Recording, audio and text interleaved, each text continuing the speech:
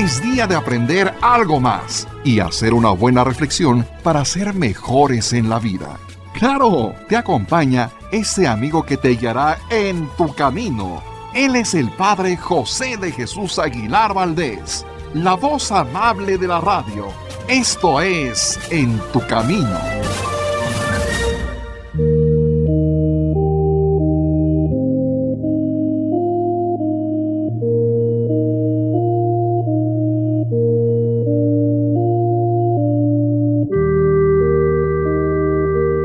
Muchas gracias por escuchar este programa y estamos en estos programas de preguntas y respuestas porque qué interesante es hacer preguntas y recibir respuestas sencillas, claras, que nos ayuden a tener un poco más de cultura cristiana, de fe o simplemente de cuestiones culturales en lo que se refiere a fiestas religiosas, a personajes como los santos, a santuarios y otras cosas más. Y hoy tenemos una pregunta que requiere una respuesta muy amplia porque es ¿cuándo y cómo surgió el protestantismo?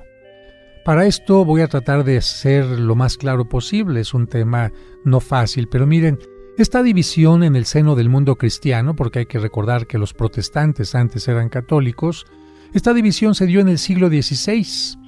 Vamos parte por parte, miren, al terminar la Edad Media, la Iglesia Católica se encontraba en una triste situación moral que alcanzaba hasta las más altas jerarquías eclesiásticas. Había corrupción, había muchos sacerdotes, incluso obispos que habían descuidado su labor pastoral, y era necesaria una profunda renovación espiritual e intelectual. Hubo algunos predicadores que trataron de poner remedio a esta situación, pero desafortunadamente tuvieron pocos resultados. Hasta que hubo un religioso agustino que cambió las cosas. Martín Lutero se llamaba. Él provocó la separación llamada la Reforma Protestante. Así se le llama la separación de un grupo de la Iglesia de los católicos, la Reforma Protestante, con lo que sacudió a la Iglesia, la despertó de largo sueño y también la hizo responder al protestantismo con una renovación general que se llamó Contrarreforma. ¿Qué hizo Lutero? La Reforma. ¿Cómo respondió la Iglesia? En una forma consciente, responsable, se llamó la Contrarreforma. Lamentablemente, después del rompimiento con la Iglesia fundada por Cristo, aparecieron personas que por interés personal, orgullo o buena intención comenzaron a interpretar la Biblia según sus propios principios, sintiéndose libres de seguir su propio camino y dando origen a un sinfín de sectas o de grupos religiosos que hasta la fecha siguen surgiendo y desapareciendo en todos los continentes. A continuación les voy a presentar algunos datos para que comprendan mejor a los principales grupos que iniciaron el protestantismo. Comenzamos hablando de los luteranos. Ellos fueron fundados por Fray Martín Lutero, sacerdote agustino, ya dijimos, que indignado contra algunos abusos que se cometían en el campo de las indulgencias, porque él entendió las indulgencias en forma equivocada, protestó y publicó 95 tesis o proposiciones sobre la doctrina de las indulgencias con las que atacó a la autoridad eclesiástica. Por eso, como él protestó por esto, se llamó a su grupo protestantes. Lutero también atacó el celibato, dijo que esto no era correcto. Atacó también, dijo que no se tenía que pedir por los difuntos en la misa. Atacó la legislación eclesiástica y hasta la vida religiosa de los monjes y monjas, dijo que esto no era correcto. Bueno, de hecho, él era religioso y después terminó casándose con una monja. Evidentemente que no estaba de acuerdo con la vida de religiosos. Lutero negó que en el momento de la consagración se convirtiera el pan y el vino en el cuerpo y la sangre de Cristo, es decir, negó este elemento tan importante para la Iglesia. También Lutero negó la misa como un sacrificio, es decir, dijo, en la misa Cristo no se está sacrificando por la humanidad. Rechazó los sacramentos, con excepción del bautismo, y a la Eucaristía o a la misa, como nosotros le decimos, él le llamó la Cena del Señor. Luego, pues ya te comenté que se enamoró de una religiosa y quería casarse, y por lo tanto él pidió que los sacerdotes, las monjas y los monjes se pudieran casar, pero como no estaba tan seguro de que las cosas funcionaran, también dijo que la iglesia tenía que aceptar el divorcio. Abusado, ¿no? Pues me caso, pido que se me pueda casar por la iglesia, pero también que me pueda divorciar. Después estuvo en contra del culto a la Virgen María y a los santos y rechazó el idioma latín que se usaba en aquel tiempo para poner la lengua popular en el culto. Él quería el alemán como una lengua que se utilizara donde él se encontraba. También afirmó que no son las obras, lo que tú y yo hacemos, ni los sacramentos los que dan la salvación, sino solamente la fe en Jesucristo. Una persona que tenga fe, aunque no tenga buenas obras, aunque no reciba los sacramentos, se salva, es lo que decía Lutero. Según Lutero, antes del pecado original, el hombre estaba libre y sano, y después del pecado, su naturaleza quedó profundamente afectada, le hizo perder el equilibrio, le hizo perder la libertad para resistir frente al mal, y por lo tanto, los actos del hombre, todos los actos del hombre son pecaminosos.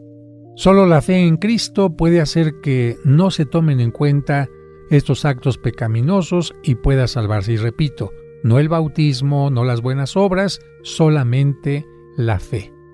En el año de 1555, porque todo esto del protestantismo surge en el siglo XVI, la llamada Paz de Augsburgo reconoció la división religiosa entre la Iglesia Católica y los seguidores de Lutero. Así que tendríamos que decir que el protestantismo se da a partir de 1555 en un evento que se conoce como la Paz de Augsburgo.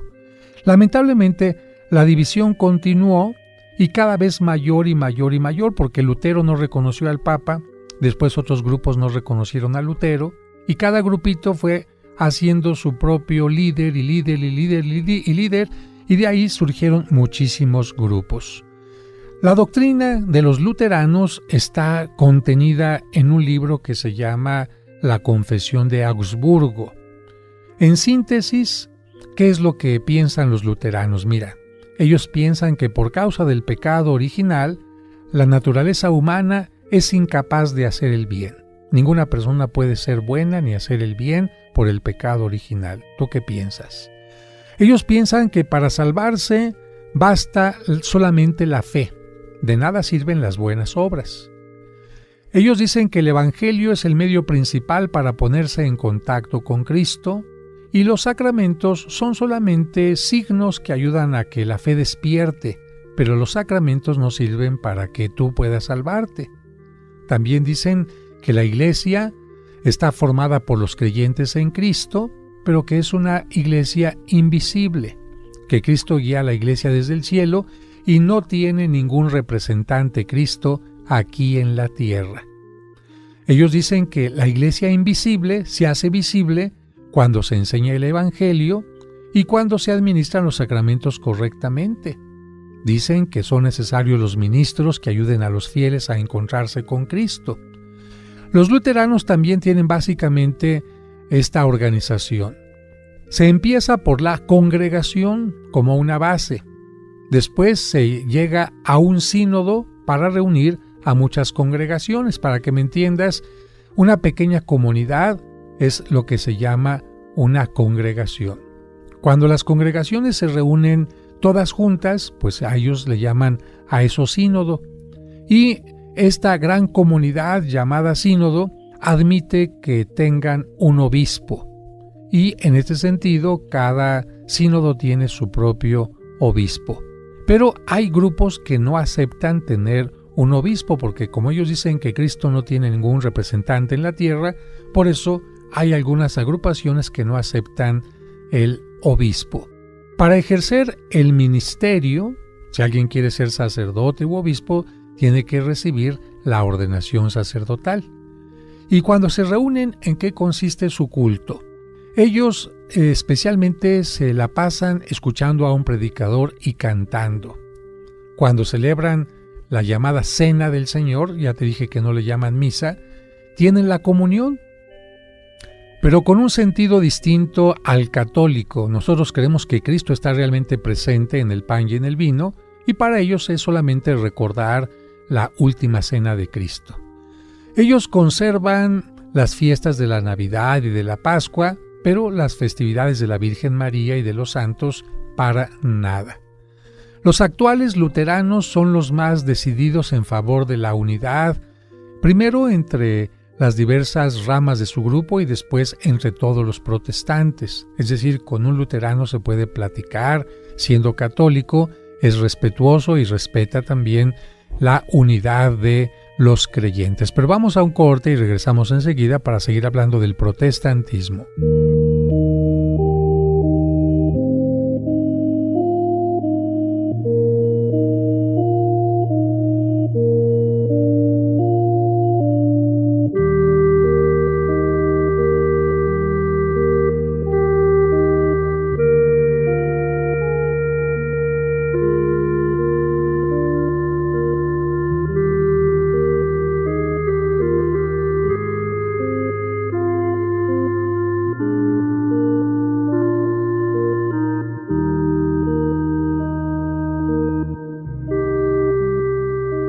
Y recuerda que tú nunca estás sola o solo porque, de una u otra manera, Dios siempre se hace presente en tu camino.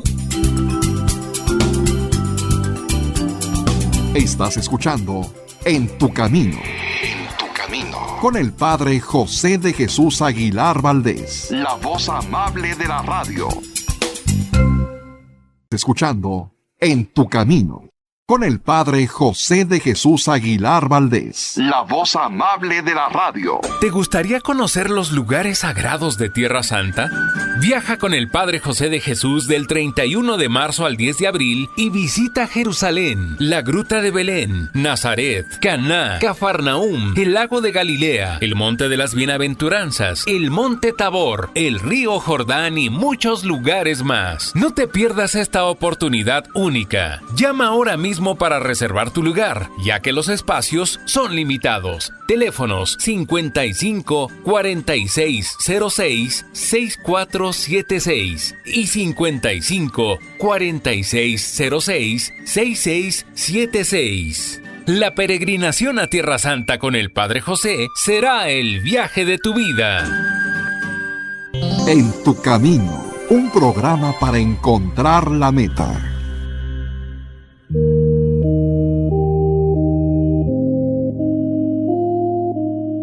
Gracias por continuar escuchando este programa. Estamos hablando el día de hoy, respondiendo a la pregunta de qué es el protestantismo. Y hemos dicho que este movimiento lo inició Lutero, pero posteriormente se fue extendiendo a otros grupos y ahora hay más de 100 grupos protestantes, cada uno con su propio líder.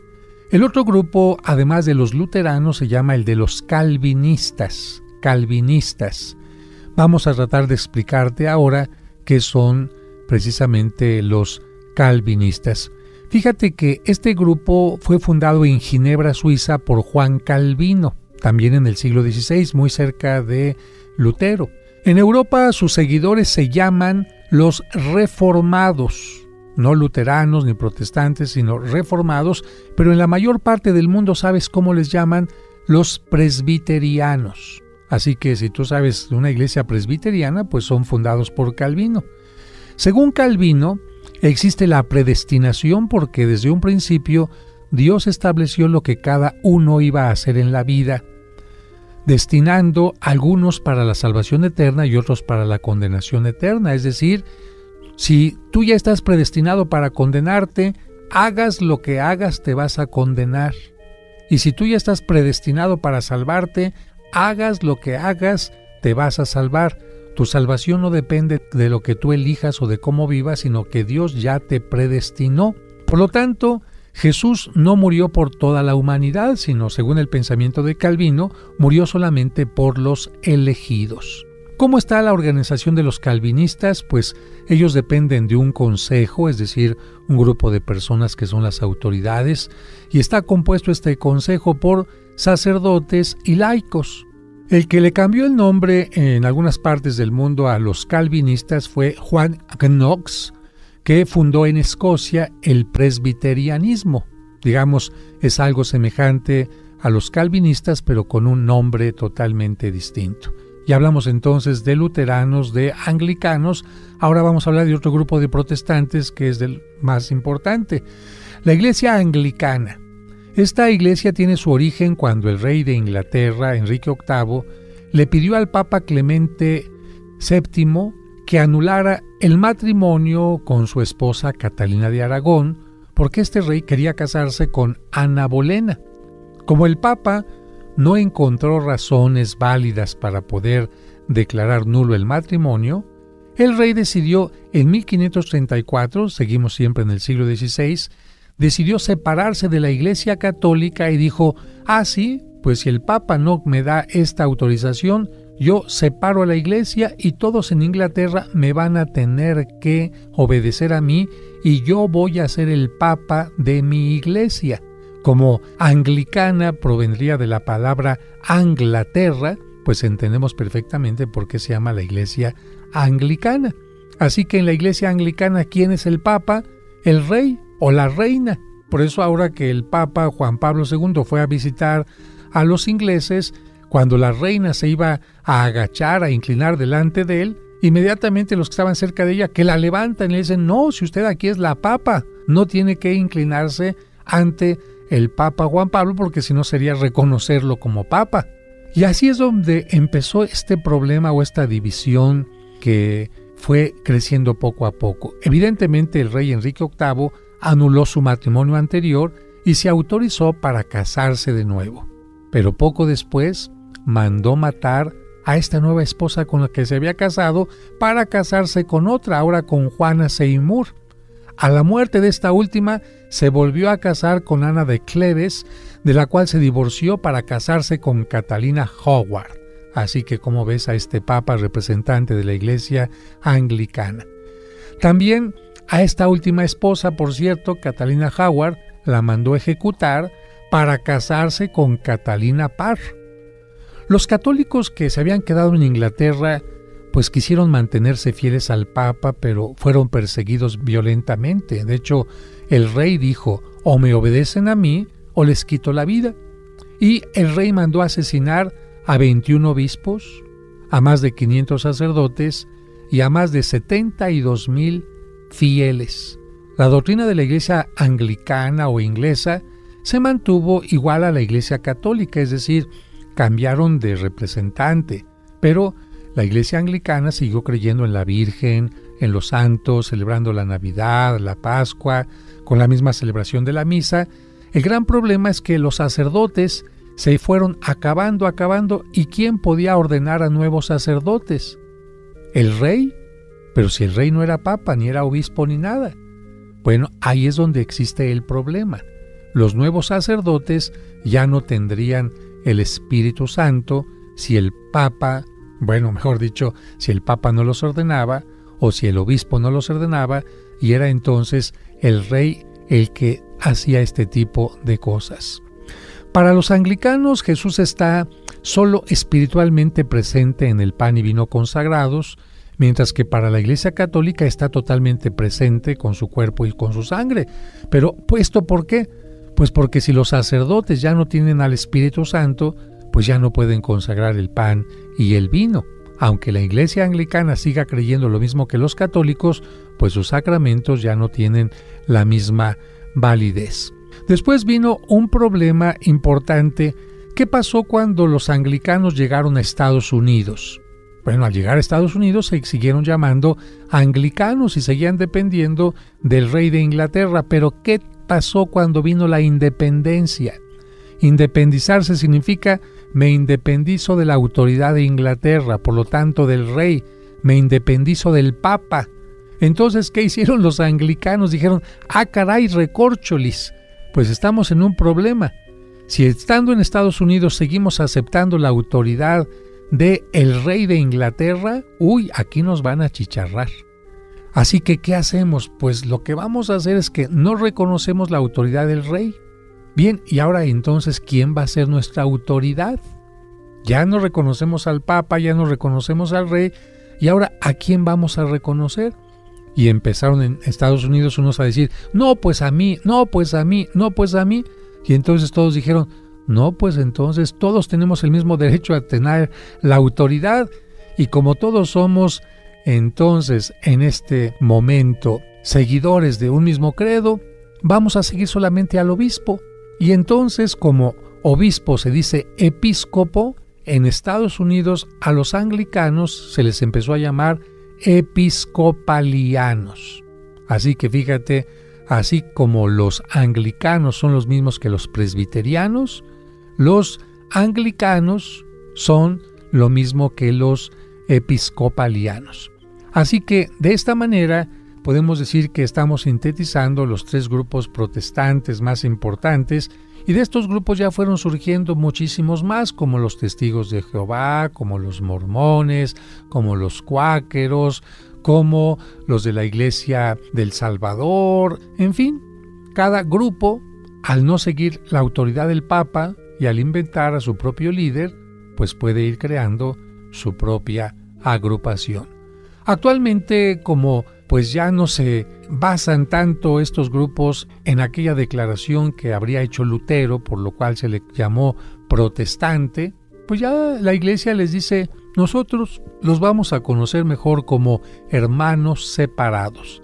Esta es una manera en que la Iglesia reconoce a otros grupos de no católicos como hermanos. Podrán tener pensamiento distinto, pero la Iglesia sigue considerándolos hermanos porque de una o de otra manera siguen a Cristo, con errores, con equivocaciones según su propio pensamiento, pero son hermanos separados. Y esto sirvió para que se tuviera una mayor forma de convivencia, porque también algunos católicos llegaban a extremos. Te pongo un ejemplo, mira, en esta calzada que lleva desde la Glorieta Peralvillo hasta la Basílica de Guadalupe, hay una iglesia que era, pues en aquel tiempo, llamada una iglesia protestante.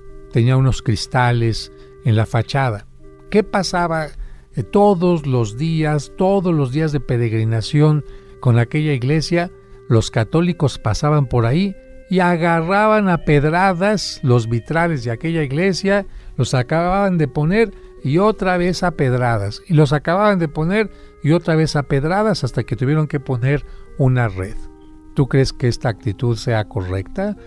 Yo creo que nosotros podemos tener diferencias con el pensamiento religioso, pero nunca agredir ni permitir que se nos agreda por tener un pensamiento distinto.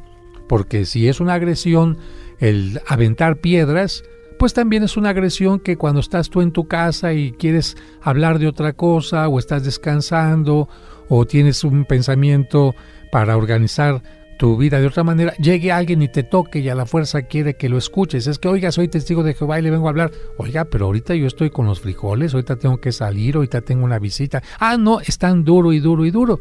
Pues yo creo que tanto las pedradas como esta forma insistente son faltas de respeto, y en los credos religiosos tiene que haber respeto. Hay una discusión y tú no quieres que se hable del tema de fe, tranquilamente dile a la otra persona, no quiero discutir, ¿quieres que cambiemos de tema? Punto. Y de esta manera se pueden evitar muchos conflictos. Vamos a un breve corte y regresamos enseguida.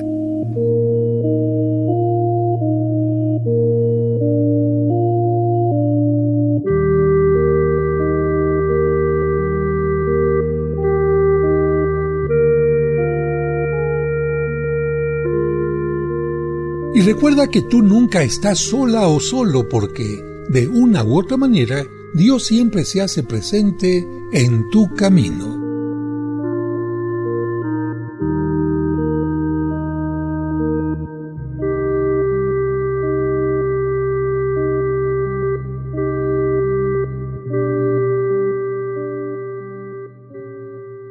Bendito sea Señor. ¿Quieres honrar la memoria de tus seres queridos que ya están en la presencia de Dios? Las misas gregorianas de la parroquia de San Cosme y San Damián son la excelente forma para pedir por ellos. En el nombre del Padre, y del Hijo. Pide por el eterno descanso de tus difuntos con una misa en su nombre que se celebrará cada día durante todo un mes. Las misas gregorianas del mes de marzo se aplicarán por el eterno descanso y el perdón de los pecados de las siguientes personas. Para mayor información sobre cómo anotarlos, llama a los teléfonos 55 55 66 7744 o al 55 57 05 59 39. También en estos números puedes enviar un mensaje de WhatsApp. Y codo a codo junto a ti, remé en mi barca, buscando aguas de ilusión con gran esperanza. En tu camino, un programa para encontrar la meta. En tu camino.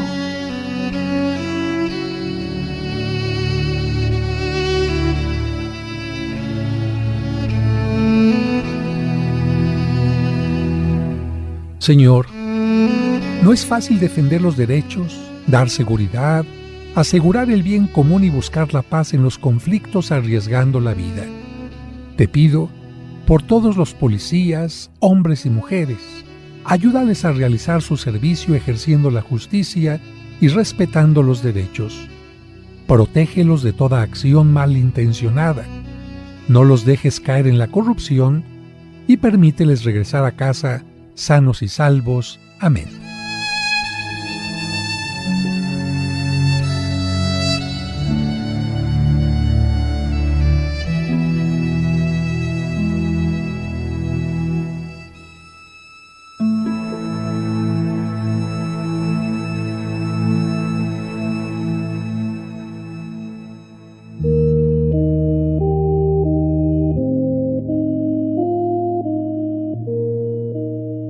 Vamos a continuar en esta sección respondiendo a las preguntas que ustedes amablemente nos hacen llegar. Y hoy tomo varias que tienen que ver con el Papa y con el Vaticano. La primera es, ¿a qué se le llama el Vaticano y por qué? ¿Cómo surgió este nombre? Fíjense que el territorio al oeste del río Tíber, de allá en Roma, que conforma la actual ciudad del Vaticano, era conocido en tiempo de los romanos como Ager Vaticanus, que significaría Campos del Vaticano. Según algunos historiadores, en la antigua Roma, antes del cristianismo, en esa colina, adivinadores y magos realizaban presagios o vaticinios, por lo que su nombre se derivó del latín vates, que significa adivino. Otros opinan que los primeros habitantes pertenecieron a un antiguo pueblo etrusco llamado Vaticum y, por lo tanto, el nombre Vaticano tendría que ver con los etruscos. Lo que sí es cierto es que el lugar, el actual Vaticano, estaba en las afueras de Roma y hacia el año 40 a.C., Calígula, este emperador caracterizado por cierta locura que le mandó a asesinar a varias personas, inició la construcción de un circo, un hipódromo para carreras de caballos que más adelante concluiría su sucesor Nerón.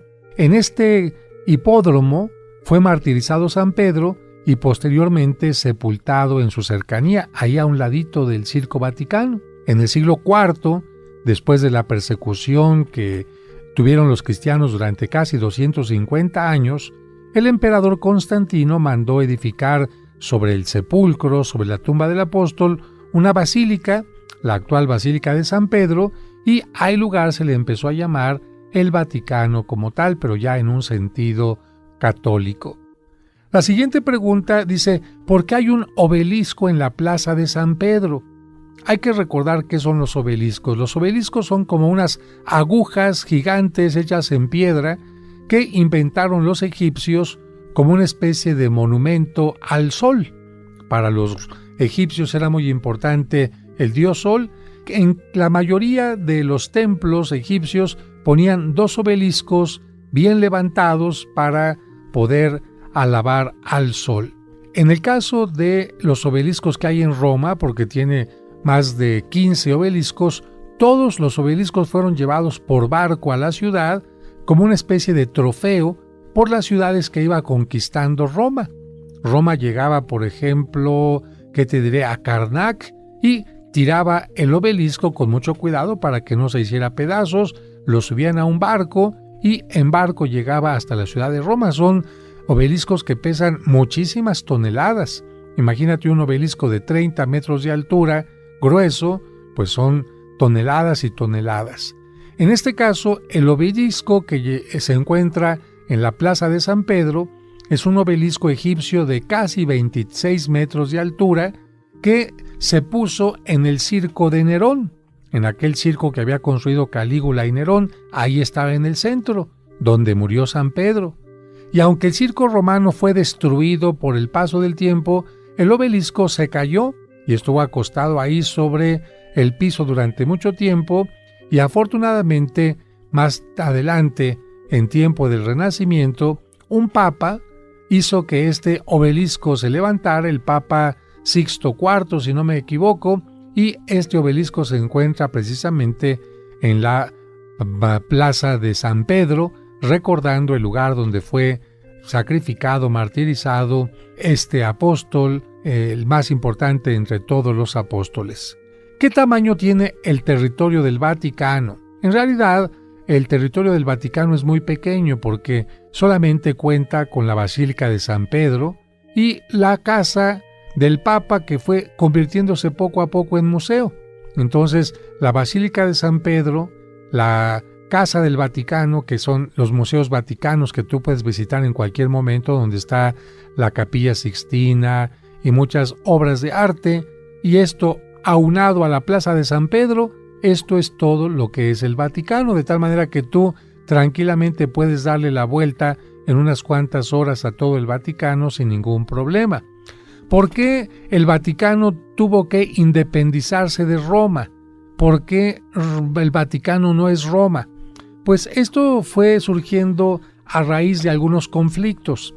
Fíjate que cuando el Vaticano era considerado parte de Roma, el rey que estaba en su periodo le decía al Papa: tienes que decir tal cosa y si no te saco o te meto a la cárcel, te saco del país o te meto a la cárcel. Y muchos papas estaban presionados para tener que actuar según lo que dijera el rey o el gobernante en turno. Y en algunas ocasiones el Papa, para evitar esto, pues se salía de la ciudad de Roma para ir a otro lugar.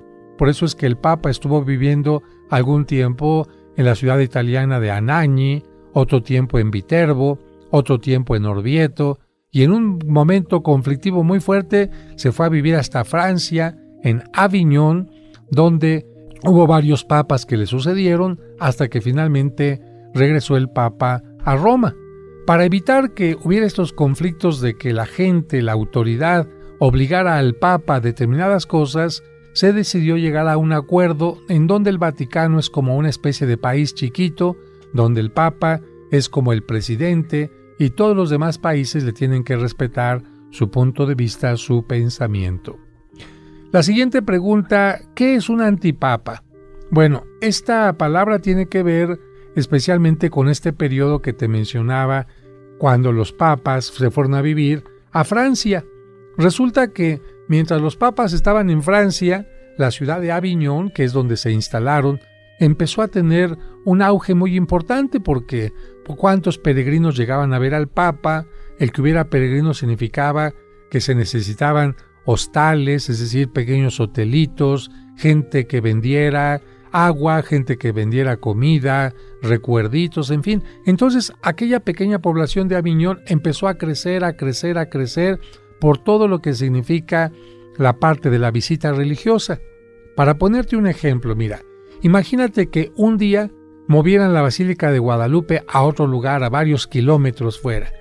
¿Qué le pasaría a la gente que vivía antes de vender estampitas, rosarios, la gente que tenía sus restaurancitos para los peregrinos y todo? Se quedarían sin chamba.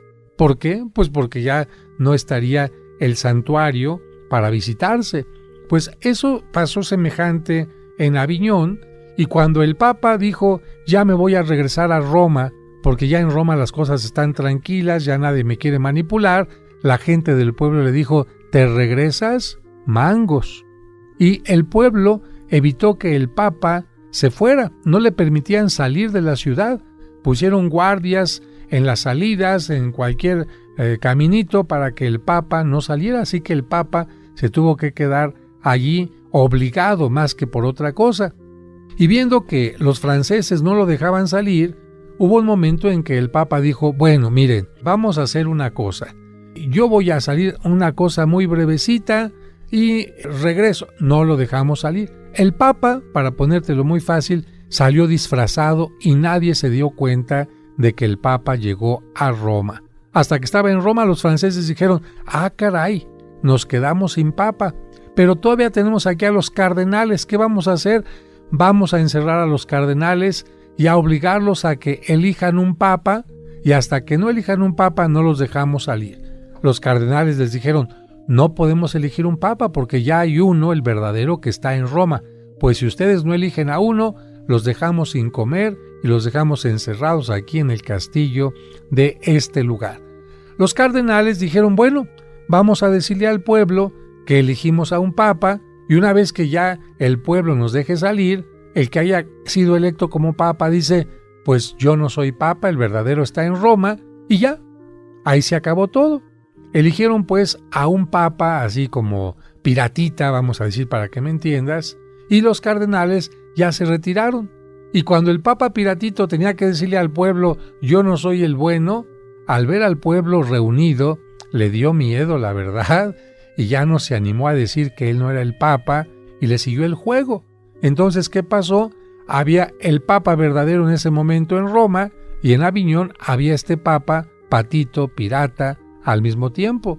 Y los franceses le daban la autoridad al Papa de Francia, y en todo el mundo se le daba la autoridad al Papa de Roma. Este Papa de Aviñón, cuando se murió, obligaron a los que estaban ahí a que eligieran otro y a que eligieran otro, hasta que finalmente se acabaron los papas en Francia. Esto hizo que a los papas que fueron nombrados en una forma no auténtica se les conozca como los antipapas. Pero vamos a un corte y regresamos.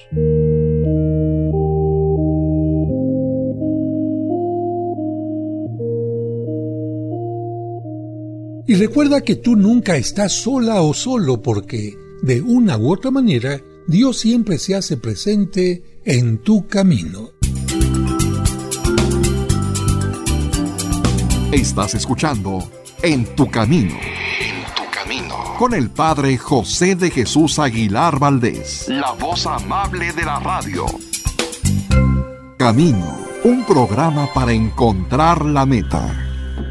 Los libros del Padre José de Jesús han cambiado la vida de muchas personas, ayudándoles a crecer espiritualmente, a recuperar o mejorar su autoestima, a superar el duelo por una pérdida, a conocer la Biblia y hacer que los más pequeños entiendan los evangelios de una forma sencilla. ¿Ya tienes alguno de sus libros? Si no los conoces, es el momento perfecto para descubrirlos. La Transformación, Cuentos de Luz y Esperanza, Pregúntale al Padre José, El Camino del Amor, 365 días para acercarse a Dios, Cuentos para entender el Evangelio, El día que Santa Claus lloró y otros cuentos de Navidad, Un momento para ti, Iconografía mariana, Milagros e historias fantásticas y muchos más. Adquiérelos en la parroquia de los Santos Cosme y Damián, Serapio Rendón 5, Colonia San Rafael, a 2 calles del Metro San Cosme o a 3 calles del Metrobús Revolución. Pregunta también por la versión digital enviando un mensaje de WhatsApp al 55 55 66 7744 o al 55 5705 5939. Estás escuchando En tu Camino, con el Padre José de Jesús Aguilar Valdés, la voz amable de la radio.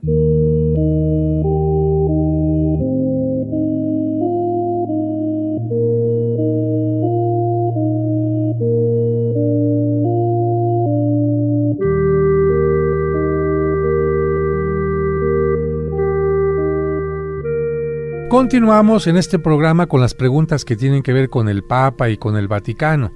Y nos preguntan, ¿hubo una mujer Papa? Y la respuesta es claramente no. aunque haya aparecido una película, un libro sobre esto, la respuesta verdadera es no. La historia sobre la cercanía de una mujer al Papa Juan VIII, esto en el siglo IX, fue deformada y convertida en leyenda en el siglo XIII por Martín Polonus, un hombre que escribió pues una leyenda, una historia, así como en nuestro tiempo Dan Brown ha escrito una novela sobre el Santo Grial. Bueno, esto no significa que esto sea real.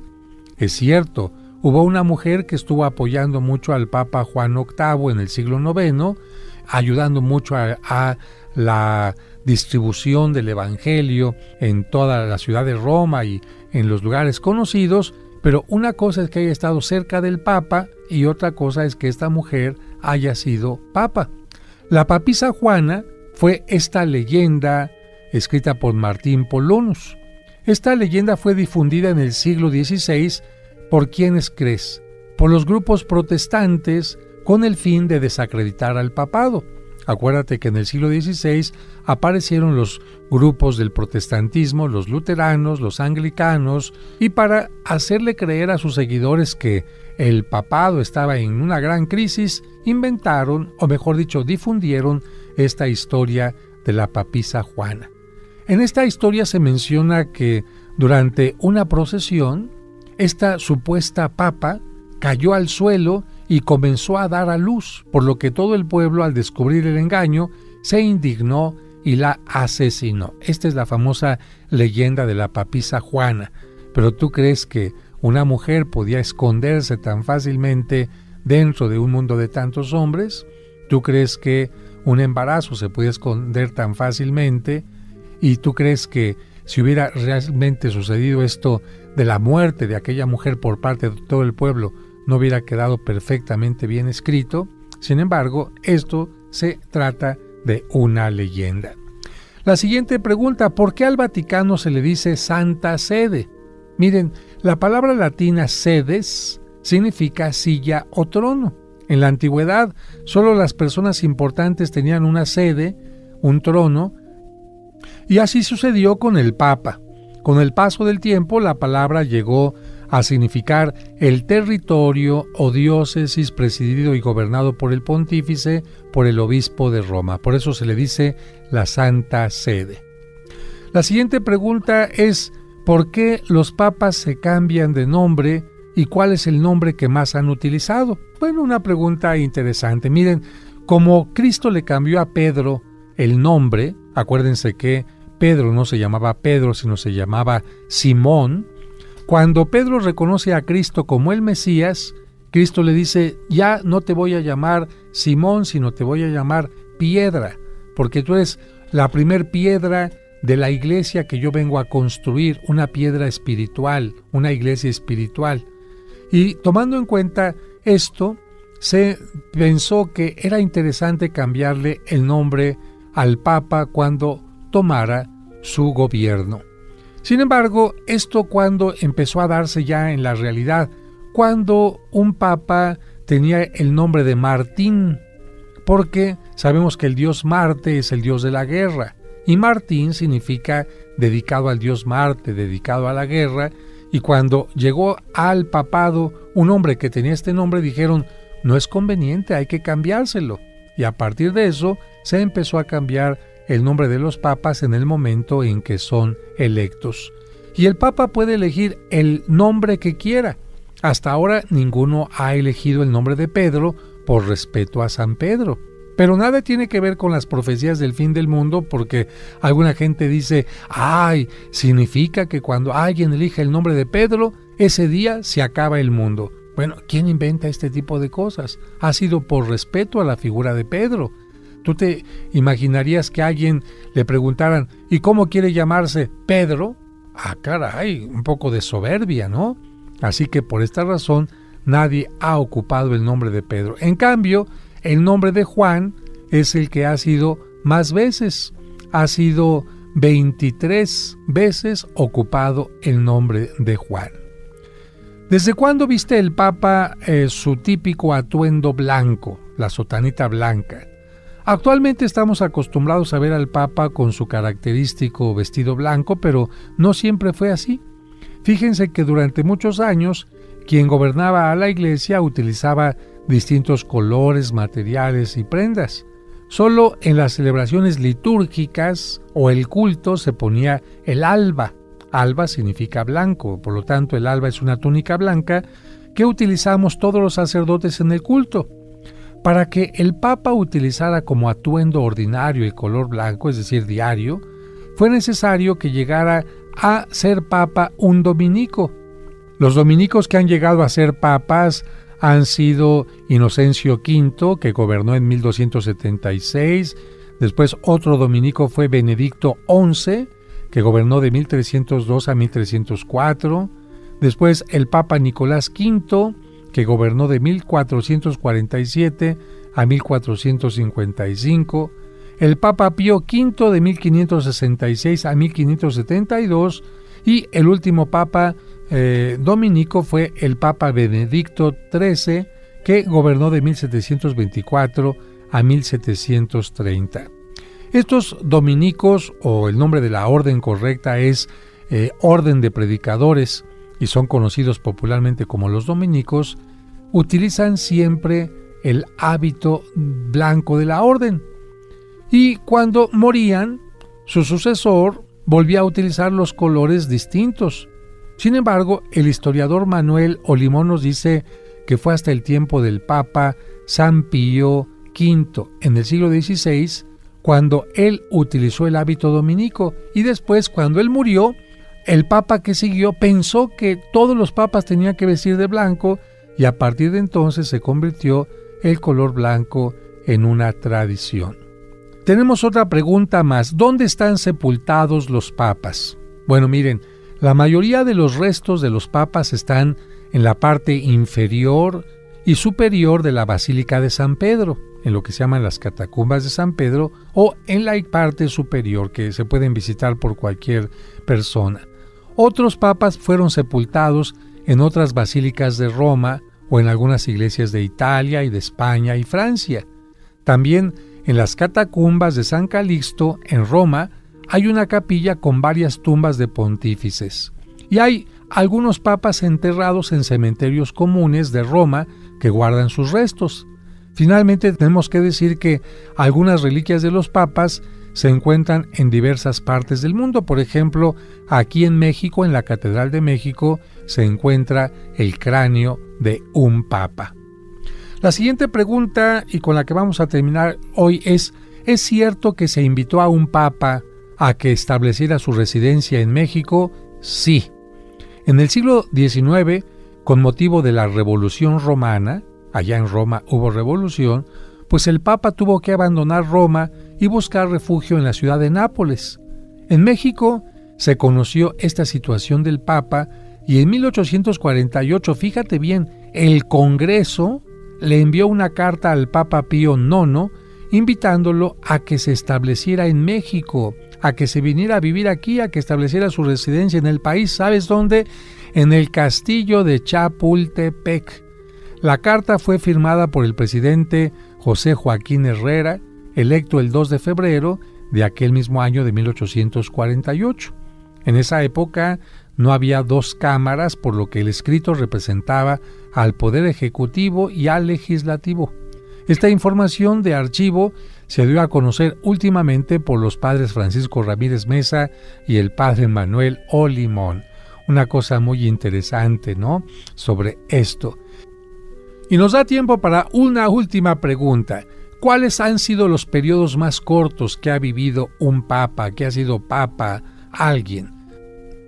Hubo dos papas que gobernaron solamente 20 días, y estos fueron Sicino, que vivió en el siglo VII, y Dámaso II, que vivió en el siglo XI. Pío XIII, que vivió en el siglo XVI, este solamente gobernó entre 10 y 26 días. Y finalmente, en los últimos años, el Papa Juan Pablo I gobernó solamente 34 días desde su elección. Así que, inmediatamente después de esta muerte, pues los cardenales tienen que reunirse para que venga un nuevo papa. Y ya en alguna ocasión te mencionamos que el papa puede renunciar. En el caso de que un papa se enferme, pierda la razón o por alguna razón quiera renunciar, el derecho canónico le permite que renuncie sin ningún problema. Nosotros lo que hacemos es pedir por el papa para que concluya su periodo sin ningún problema hasta la muerte, pero muchas veces no siempre se puede terminar en una forma tranquila un periodo papal. Pues seguiremos en otros programas hablando de preguntas y respuestas sobre los temas que a ti te interesan. Cuídense, que Dios los bendiga.